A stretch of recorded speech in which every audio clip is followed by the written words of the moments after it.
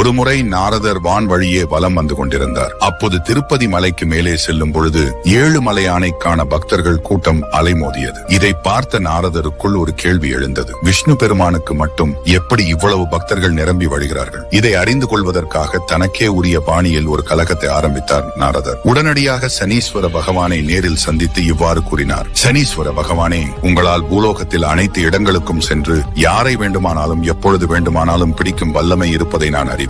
ஆனால் உங்களாலேயே செல்ல முடியாத ஒரு இடம் இந்த பூலோகத்தில் இருக்கிறது தெரியுமா என்றார். இதை கேட்டு கோபமுற்ற சனீஸ்வரன், பூலோகத்தில் என்னை தடுக்க யார் இருக்கா என்று கர்வம் கொண்டார். அந்த இடத்தை கண்டுபிடிப்பதற்காக பூலோகம் சென்றவர் பெருமாள் குடிகொண்டிருக்கும் திருமலையில் தன் பாதத்தை பதித்தார். அவ்வளவுதான். சனீஸ்வரன் கால் வைத்த அடுத்த நிமிடமே கோபம் உற்ற பெருமாள் அவரை மலையில் இருந்து தூக்கி எறிந்தார். அப்போதுதான் சனி பகவான் தனது தவறை உணர்ந்தார். பதறி அடித்துக் கொண்டு பெருமாளிடம் மன்னிப்பு கேட்டார். உடனே பெருமாள் அவரிடம், என்னையே நினைத்து வாழும் என்னுடைய பக்தர்கள் மீது உன் பார்வையை ஒருபோதும் செலுத்தக்கூடாது என்ற நிபந்தனையுடன் மன்னிப்பு வழங்கினார். இந்த சம்பவம் நடைபெற்ற நாள் ஒரு சனிக்கிழமை. அதனால்தான் சனிக்கிழமை அன்று 7 மலை யானை தரிசிப்பது பக்தர்களுக்கு மிகவும் பிரசித்தி பெற்றதாக மாறியது.